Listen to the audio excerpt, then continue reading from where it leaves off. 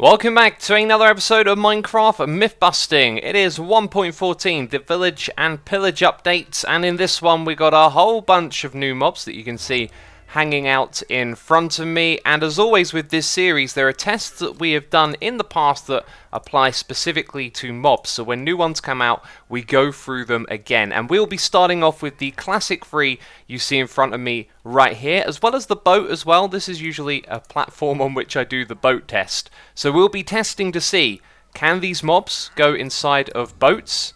We've learned that the cat can.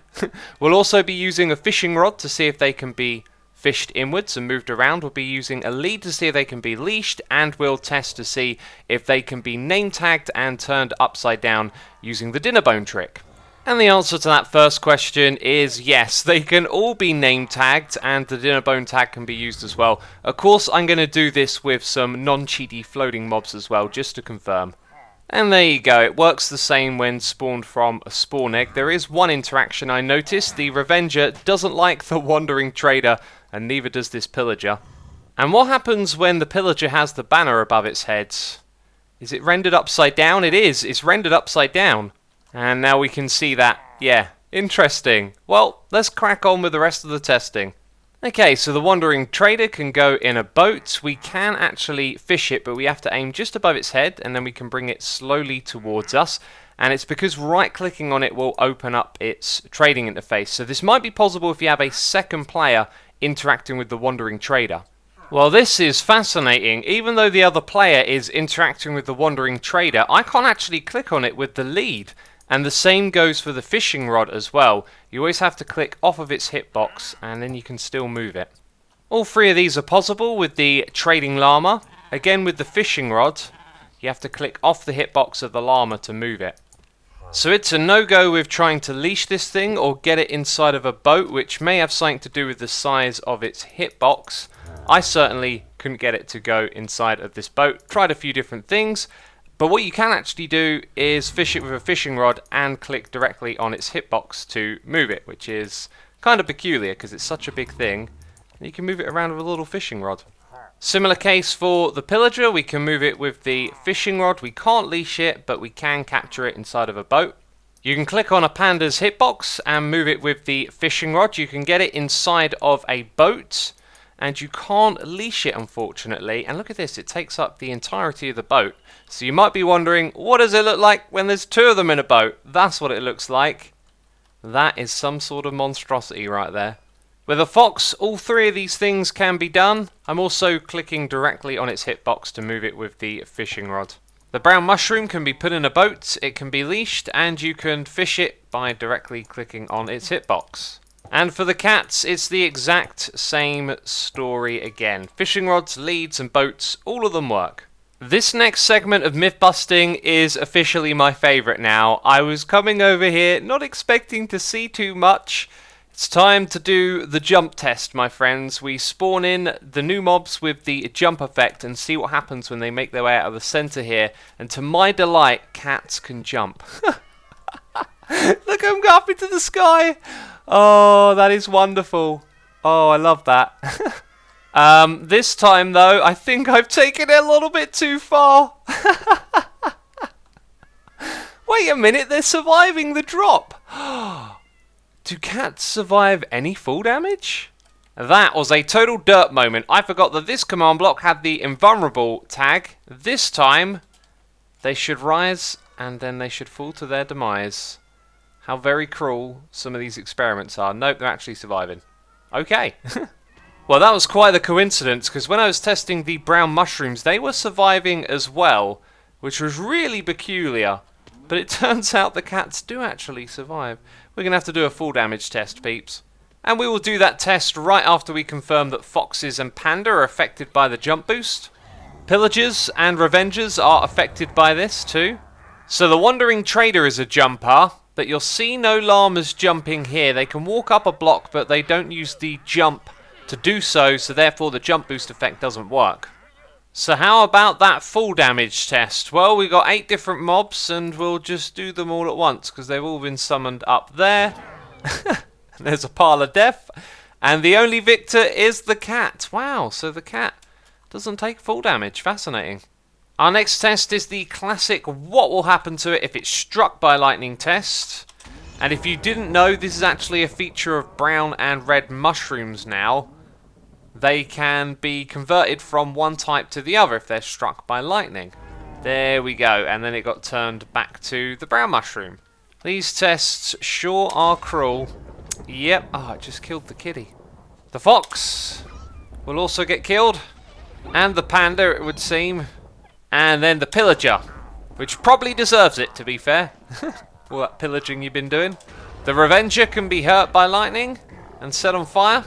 So can the trading llama and the wandering trader, and that's all of them. So there are no other secrets there to be found.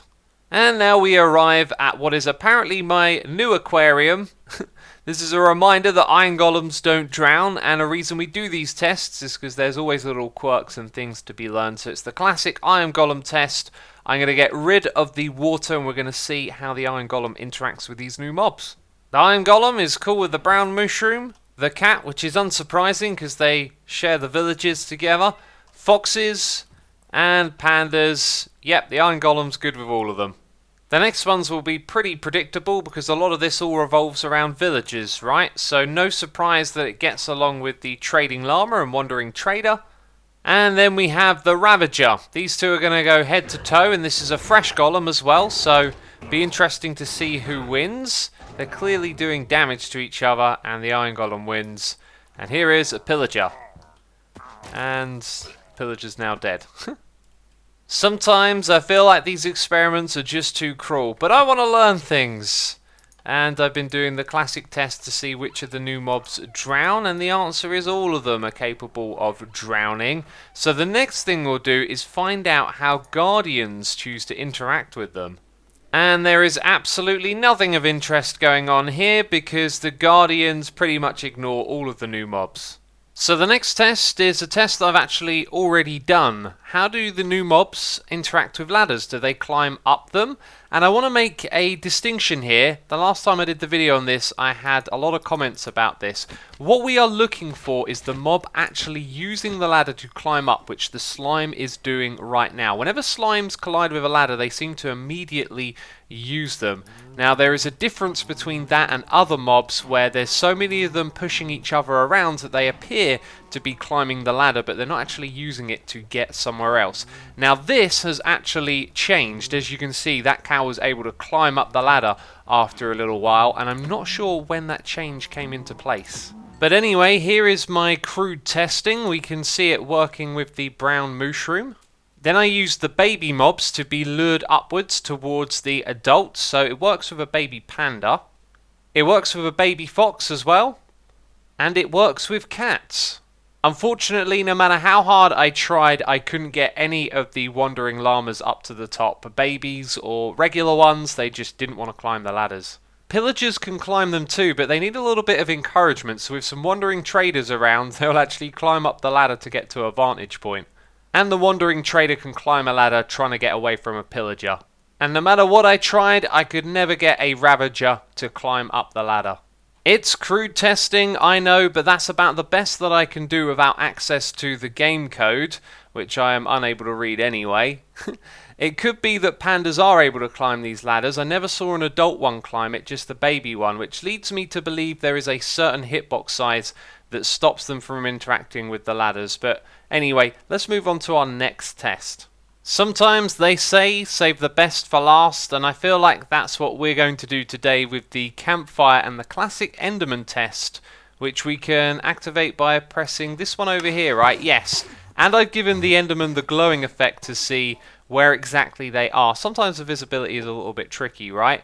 They can teleport to scaffolding, although it kind of looks like they've teleported to the grass block. So I've tried to find a block that element don't teleport to, that you can also place scaffolding on top of, and there doesn't appear to be a block of that nature. The repeater, for example, last time I tested it, Enderman couldn't teleport there. I can't put scaffolding on it.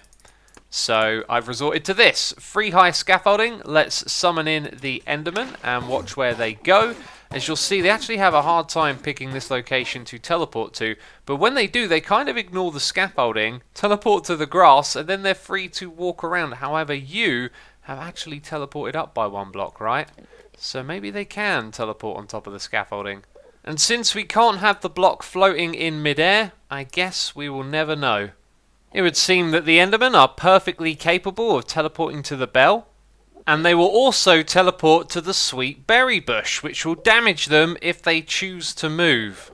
Well, this is most curious. I haven't seen a single Enderman take a step in any direction. Occasionally they will teleport, but they don't walk. It's as if they know they're going to take damage. Now, I'm going to spawn an Endermite, and I don't think they're going to track it because it didn't come from me. So if I use some MBT data, if we put in this one, they all get angry, but they know not to move.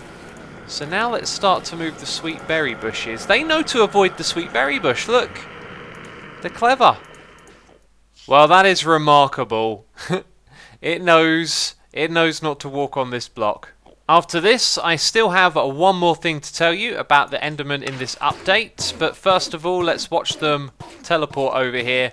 They can teleport to the block, but the problem is they take damage from the fire, and then they try and teleport away. I think we're also looking at a bug here as well. The Endermen are doing this strange thing where they teleport to places they can't actually teleport to, right? And I've not seen that before. And speaking of bugs, look at the water over there. And the particle effects, yeah, something's funky's going on. And it's been a while since we've been at this place. This is our Enderman block pickup testing facility. And now all of this has been moved out of the game code into a loot table. So I looked up the loot table and it's exactly the same as it has been in the past. So none of the new blocks can be picked up by the Enderman. And that's where we wrap up this video. So if you've enjoyed it, please do leave a like. Make sure you subscribe to the channel and stick around and keep watching the myth busting playlist if you want more interesting videos like this. But that's it from me. So thanks for watching and I'll see you later. Bye bye.